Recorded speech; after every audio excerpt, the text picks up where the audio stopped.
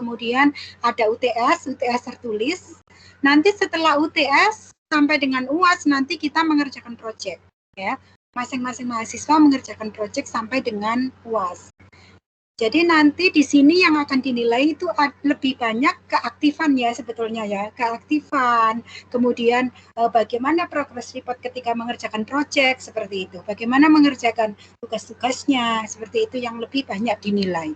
Jadi porsi untuk ujian itu nanti hanya sedikit mungkin ya gitu.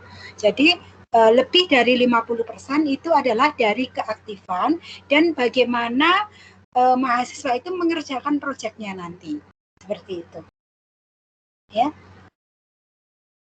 Oke. Dari tadi sudah punya gambaran ya apa itu pemodelan matematika ya? Coba, mungkin bisa disampaikan di sini. Yang tadi sudah dilihat di video, tadi juga sudah dituliskan di kolom chat. Coba, ada mungkin salah satu yang bisa menceritakan apa sih sebetulnya pemodelan matematika itu? Ya, silakan. Ya, baik Bu. Oke, silakan. Ya, nama saya Muhammad Wildan. Ya, sekalian perkenalan ini berarti. Iya. Ya, sedikit menjawab ya Bu ya. Iya. Dari hasil simak saya dari video YouTube tadi yang share. Iya. Jadi gambaran yang saya dapat ternyata pemodelan matematik itu usaha untuk menyajikan sesuatu ke dalam suatu yang nyata gitu loh, dalam bentuk simbol-simbol matematik. Nah, dari dalam pemodelan matematik itu dapat membentuk fungsi-fungsi matematik yang dapat digunakan untuk memperkirakan keadaan ya di masa yang datang atau menjelaskan bagaimana suatu keadaan yang dapat terjadi. Mungkin seperti itu ya Bu. Pemodelan matematik itu seperti itu. Jadi yang saya tangkap mungkin seperti itu. Iya. Intinya mentranslate ini ya, mentranslate permasalahan di dunia nyata ke dalam bahasa matematika gitu ya. Iya, iya. Diselesaikan. Oke. Selanjutnya, pendapat yang lain. Silakan. Terima kasih ya Mas Wildan. Saya Bu izin. Iya Bu. Ya, silakan. Ya Bu, nama saya Hairunisa Inayatu Sufi. Sebenarnya nggak asing ya wajahnya ya? Iya Bu. Alumni dulu Bu dari S1 juga. Alumni matematika atau pendidikan Mbak sebelumnya? Pendidikan Ibu. Pendidikan. Ya. Sepertinya saya nggak asing gitu wajahnya ya. Iya, pernah PKM Ibu yang bimbing. Oh gitu, waktu PKM di mana? Di MTS 16 Bu. Oke. Iya. Oke, silakan Mbak Khairunisa. Ya baik Bu. Berdasarkan tadi video yang saya tonton, jadi di permodelan matematika itu juga ada prinsip-prinsip permodelannya. Yang pertama tadi ada objek atau sistem. Jadi kita cari tahu dulu apa yang mau dibuat suatu model gitu. Tujuannya apa, sama apa tujuan yang mau dibikin dari permasalahan yang akan dibahas itu. Kemudian dari itu kita coba buat modelnya. Dari model itu terbentuk suatu variabel atau parameter ya, dibuat asumsi-asumsi. Kemudian dari asumsi itu bisa dibuat suatu persamaan aljabar gitu. Kemudian juga bisa dibuat permisalan matematikanya. Jadi tadi ada misalnya dibuat persamaan aljabar, persamaan integral, atau suatu diagram gitu untuk memodelkan masalah. Kemudian maka dari situ terbentuk suatu model yang prediksi model. Nah, kemudian dari prediksi tersebut divalidasi gitu. Kemudian jika validasinya itu validasinya itu valid, maka model diterima. Seperti itu, Bu. Cuman mungkin untuk memvalidasinya itu saya masih kurang paham untuk bagian validasinya itu ntar bagaimana. Itu, Bu. Oke, Maaf Ibu jika ada kesalahan kata. Oke. Baik, terima kasih Mbak Khairunisa. Jadi intinya memodelkan dari masalah dunia nyata ke dalam bahasa matematika sama ya dengan Mas Wildan tadi. Dan kemudian di sini kita selesaikan ya, baik dalam bentuk penyajian, misalkan di dalam bentuk diagram, di dalam bentuk kurva, kemudian di dalam bentuk misalkan bentuk satu alat peraga atau dan lain sebagainya gitu ya, baru kemudian divalidasi. Nah, validasinya itu seperti apa jika kita memodelkan? Nah, validasinya ini adalah bisa ini ya, validasi itu bisa berupa evaluasi nanti. Evaluasi dari model kita yang sudah terbentuk. Bagaimana cara mengevaluasinya? Kita harus mempublish karya kita. Nah, ketika kita memodelkan, ada hasil kan, ada hasil pemodelannya. Nah, kemudian di situ kita publikasikan. Ketika kita publikasikan, di situ akan ada pendapat dari orang lain, akan ada masukan dari orang lain. Kalau kita publikasikan itu pasti ada reviewer kan, ada reviewer yang akan memberikan komentar, memberikan saran kepada penelitian kita itu seperti apa harusnya. Seperti itu ya. Selain kita juga bisa bertanya kepada yang ahli di bidang pemodelan itu. Tentu yang ahli itu berbeda-beda ya di sini. Kalau misalkan model di bidang biologi, ahlinya orang-orang biologi. Kalau di bidang fisika ya orang fisika, ekonomi orang ekonomi, seperti itu ya. Nah, itu juga bisa dilakukan. Atau misalkan dengan kita mengadakan satu seminar. Dalam satu seminar, kita seminarkan model kita, di seminar atau conference ya. Nah, di situ akan ada masukan-masukan. Nah, disitulah evaluasinya.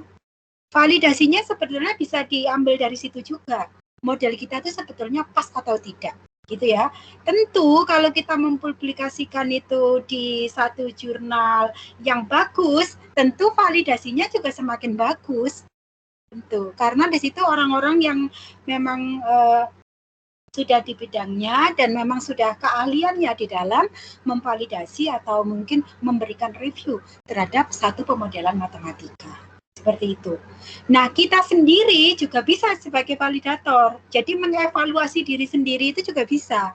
Dengan cara misalnya kita pasti ketika kita memodelkan itu pasti punya prediksi tertentu. Ini benar apa salah ya kira-kira. Nah, seperti itu. Nah, kekurangan kita ya kita bisa pelajari sendiri, kekurangan saya ini di mana sih, saya tidak pahamnya itu kira-kira di mana. Nah, di situ akan muncul satu evaluasi dari diri kita sendiri. Kekurangan kita itu kita rasakan sendiri. Oh, ini loh saya kurangnya itu di sini. Seperti Anda meneliti ketika di deskripsi kan juga begitu. Nah, Anda kan ada yang namanya implikasi ya. Implikasi. Nah, ketika kita menuliskan implikasi, itu artinya sebetulnya apa yang tidak bisa kita lakukan. Apa kekurangan kita. Apa saran kita kepada penulis selanjutnya. Nah, itu adalah semacam evaluasi juga. Seperti itu ya. Oke. Selanjutnya, ada pendapat lain? Silakan.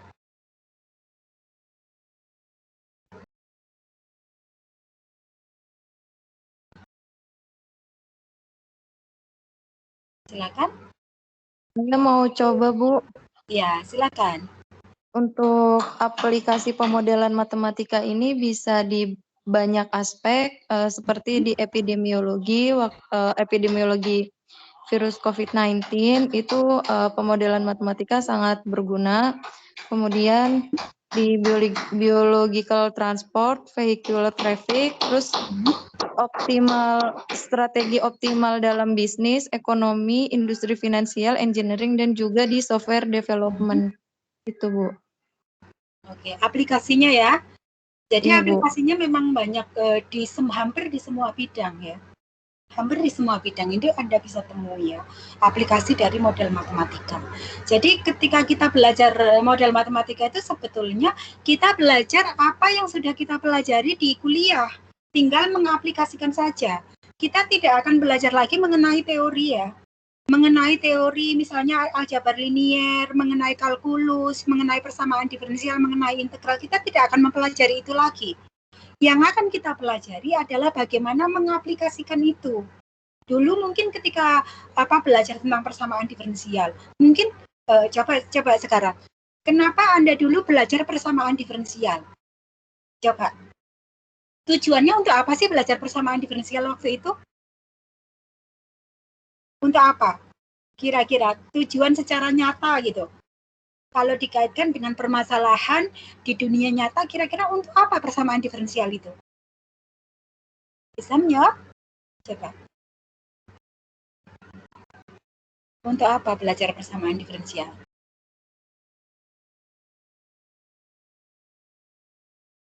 Ya, ada persamaan aljabar yang biasa, misalkan Y sama dengan 2X plus 5. Ada juga yang seperti itu.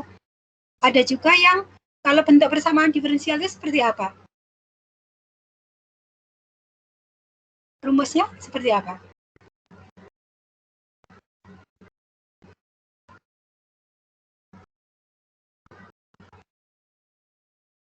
Persamaan diferensial bentuknya seperti apa? dy per dx sama dengan sin x itu kan ya, Bu? Iya, modelnya seperti itu. Nah, itu kan dy per dx. Nah, kenapa itu dituliskan dy per dx? Kira-kira?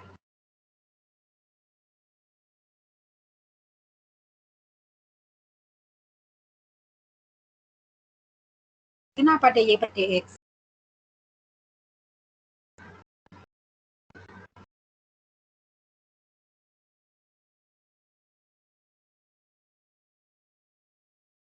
Nah, itu ya. Nanti yang harus kita pelajari itu. Kenapa kita belajar persamaan diferensial waktu itu? Kenapa kita belajar integral waktu itu? Ya kan? Waktu dulu ketika kita belajar itu, mungkin kita belum sempat berpikir secara mendalam gitu ya. Sebetulnya saya belajar itu untuk apa sih gitu. Ya. Padahal saya kira semua yang di sini sudah pernah, tentu di matematika sudah pernah belajar pemodelan matematika. Tetapi kurang tahu ini kenapa tidak bisa menjelaskan itu ya gitu. Jadi ketika kita belajar matematika, mau itu misalnya dulu kan kita belajar kalkulus, belajar analisis real, ya kan? Belajar aljabar, aljabar abstrak, aljabar linier, belajar TRO, kemudian ada juga program linier, ya kan? Matematika ekonomi, matematika keuangan, matematika asuransi. Nah, di sini ya, kita itu harus menerapkan ilmu yang sudah kita pelajari itu. Untuk apa kita belajar itu kalau memang kita tidak bisa menerapkannya? Nah, seperti kenapa harus persamaan diferensial? Kenapa harus muncul persamaan diferensial? Apakah tidak cukup persamaan aljabar? Ternyata kan ada alasannya kenapa bisa menggunakan persamaan diferensial. Karena di dalam dunia nyata, ya, di dalam dunia nyata itu tidak semua permasalahan itu statis. Ya, tidak selalu statis. Jadi yang terbanyak justru permasalahan di dunia nyata itu dinamis sifatnya. Ya, sifatnya itu dinamis. Nah, karena sifatnya dinamis, kita tidak cukup memodelkan masalah-masalah dinamika di dalam dunia nyata hanya dengan persamaan aljabar yang bentuknya Y sama dengan 2X plus 5 dan lain sebagainya itu. Nah, kemudian di situ muncul persamaan diferensial. Kenapa persamaan diferensialnya dy per dx? Dy per dx itu artinya perubahan variabel Y terhadap X. Nah, misalkan di sini X-nya kita ganti waktu deh, T misalnya, T time. Nah, misalkan Y-nya itu kita ganti misalkan perubahan populasi P misalnya. dP per dt. Menyatakan perubahan populasi terhadap waktu. Seperti itu maknanya. Nah, kalau sesuatu yang berubah, tidak bisa kita hanya memodelkan dengan persamaan yang aljabar saja. Y sama dengan 2X plus 5. Tidak bisa seperti itu. Ya, kalau perubahan itu kontinu terhadap waktu, ya sudah, muncullah di sini dari penelitian-penelitian sebelumnya, dari para ilmuwan matematika itu ada persamaan diferensial, dy per dx. Nah, itu munculnya itu seperti itu. Nah, ketika Anda nanti memodelkan, Anda harus bisa memilah-milih gitu ya. Nah, nanti model saya, Anda nanti mengangkat satu topik di dalam dunia nyata, nanti coba Anda modelkan. Nah, cocoknya dengan menggunakan apa ini? Persamaan diferensialkah? Persamaan aljabarkah? Atau dengan integral? Atau dengan metrik? Nah, seperti itu. Itu yang harus Anda kuasai nantinya untuk mengenali apa sebetulnya yang Anda butuhkan. Ya, ilmu-ilmu itu sudah Anda pelajari semua, kita tidak akan mengulang lagi. Ya, bahkan di statistik nanti juga akan digunakan tentunya gitu, model linear, model regresi dan lain sebagainya, itu bagian dari pemodelan juga. Ya, jadi itu semua Anda sudah pelajari, tinggal mengaplikasikan di sini. Seperti apa yang betul-betul mengaplikasikan berdasarkan situasi yang ada. Berdasarkan situasi yang ada itu artinya berdasarkan data-data yang ada, ya. Berdasarkan data-data yang ada. Ya, ada sekarang. Jadi data yang terbaik itu adalah data yang memang ada gitu, ada saat ini, data primer. Jadi data primer itu adalah data yang betul-betul asli. Kalau bisa nanti ketika Anda harus mensimulasikan model, itu cari data primer. Nah, kalau tidak ketemu baru bisa turun ke data sekunder. Kalau tidak ada lagi ya bisa jadi fitting ya dari jurnal atau paper, atau mungkin kalau tidak semuanya tidak memungkinkan untuk didapat, baru menggunakan data dummy. Nah, seperti itu. Jadi itu pemodelan. Jadi apapun yang sudah dipelajari di matematika itu nanti kita harus mengaplikasikan ke dalam bahasa matematika. Bagaimana mentranslate masalah dunia nyata ke dalam matematika. Apa sih yang termasuk pemodelan? Program linear juga termasuk pemodelan. Matematika ekonomi termasuk pemodelan. TRO termasuk pemodelan. Model linear. Kemudian persamaan diferensial parsial, sistem dinamik, ya, optimal kontrol dan lain sebagainya itu termasuk pemodelan. Jadi luas sekali. Bahkan semua hal di dalam dunia nyata ini bisa dimodelkan. Nah, kemudian apakah orang memodelkan itu bisa salah? Bisa salah ya, bisa salah. Bisa salah dalam artian begini. Orang yang memodelkan itu, selama kita bisa menjelaskan model kita, sebetulnya tidak ada kesalahan. Asalkan itu logis. Nah, ketika memodelkan itu tidak sembarangan kita memodelkan. Nanti kita memodelkan, misalkan mau memodelkan penyakit influenza. Ya sudah, kita pelajari dulu materi-materi yang terkait dengan influenza itu seperti apa. Kalau misalkan kita mau memodelkan itu. Jangan sampai karakteristik dari influenza itu tiba-tiba keliru jadi karakteristik misalkan penyakit AIDS misalkan seperti itu, kan jadi berbeda gitu ya. Jadi memodelkan itu hati-hati sekali, hati-hati dalam artian memang harus bisa dipertanggungjawabkan jika nantinya itu memang akan dimanfaatkan untuk peneliti lain atau mungkin untuk berguna di dalam bidang keilmuan yang lain gitu ya. Nah, di situ. Jadi harus mengumpulkan referensi-referensi dulu berkaitan dengan itu. Tepat nggak model saya? Gitu ya. Kalau tidak tepat ya sudah, di situ kita mengumpulkan referensi, kita melakukan observasi, ya kan? Kita harus mungkin perlu angket ya, kita harus menyebarkan angket seperti itu untuk membuat satu pemodelan yang bagus, gitu ya. Nah, untuk memodelkan, model yang terbaik itu model yang seperti apa? Model yang based on data. Based on data itu artinya datanya itu ada dulu. Bukan model yang tiba-tiba kita membuat rumus, ya sudah pokoknya saya membuat rumus seperti ini, kita nggak lihat-lihat data dulu. Nah, kemudian baru setelah rumusnya jadi, kita baru mencari data. Nah, ini biasanya datanya tiba-tiba nanti nggak ketemu. Ketika datanya tidak ketemu, nanti kita asal isi datanya ketika simulasi. Jadi kita lihat dulu, misalkan mau memodelkan tentang COVID, ya COVID-19. Mau memodelkan yang bentuknya seperti apa? Ya kita lihat dulu data, fakta dari COVID-19 itu seperti apa. Nah, misalkan kita mau meneliti, oh ini yang bagian yang divaksin, apa dan lain sebagainya, ya kita lihat vaksin itu karakteristiknya seperti apa, gitu ya. Seperti apa kita harus menuliskan itu di dalam bahasa matematika. Nah, seperti itu ya intinya pemodelan itu, gitu. Jadi nanti pemodelan itu juga sebetulnya ini sesuatu yang menarik ya. Kalau Anda belajar pemodelan itu menarik karena Anda jadi tahu gitu loh. Sebenarnya saya itu belajar untuk apa sih dulu? saya belajar ini itu, tetapi nggak bisa menerapkannya di dalam dunia nyata. Nah, kemudian mungkin Anda bertanya, kita kan guru. Nah, kita kan guru di sekolah. Nah, apakah pemodelan ini juga bisa kita terapkan misalkan di sekolah ke siswa? Iya. Banyak sekali olimpiade mengenai pemodelan matematika itu untuk guru dan siswa. Nanti itu akan menjadi salah satu referensi kita, ya. Jadi pemodelan matematika yang memang untuk guru dan siswa. Jadi di situ adalah kumpulan-kumpulan dari masalah-masalah olimpiade gitu ya. Nanti Anda juga berusaha membuat model-model seperti itu dengan data primer. Nah, seperti itu ya. Jadi akan sangat menarik kalau memang Anda memang bersemangat untuk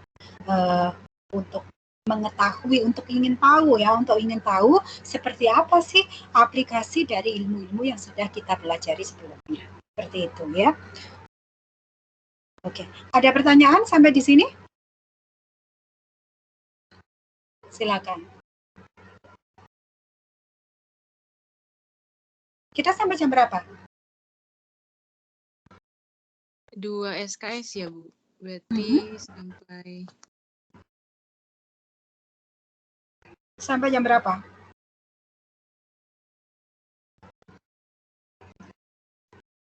Saya cek sebentar ya, Bu, di jadwal. Iya. Ada pertanyaan? Silakan ya, kalau ada pertanyaan, ada yang perlu didiskusikan, baik mengenai pemodelan sendiri atau mungkin penilaian atau mungkin yang lain, silakan ya, bisa ditanyakan. Ini yang join 10 orang ya. Sekarang jumlah mahasiswa S2 yang di angkatan yang sekarang itu berapa sih?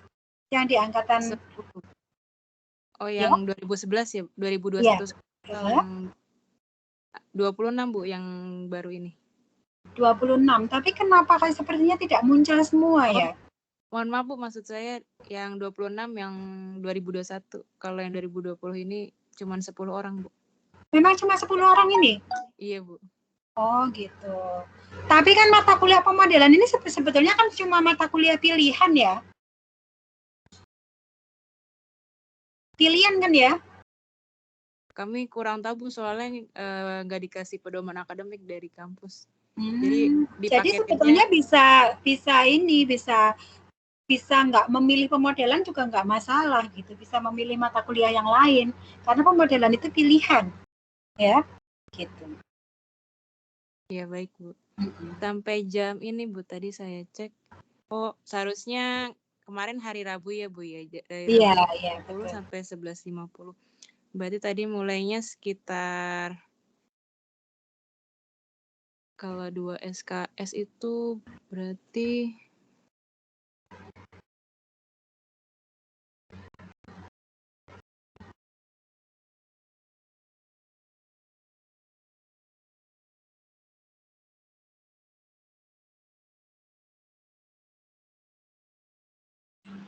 kalau mulainya 15.30, selesainya jam 5.10. Seharusnya sudah habis ini. Sudah selesai. Iya, Bu. Harusnya sudah habis ya? Iya. Oke. Sebentar.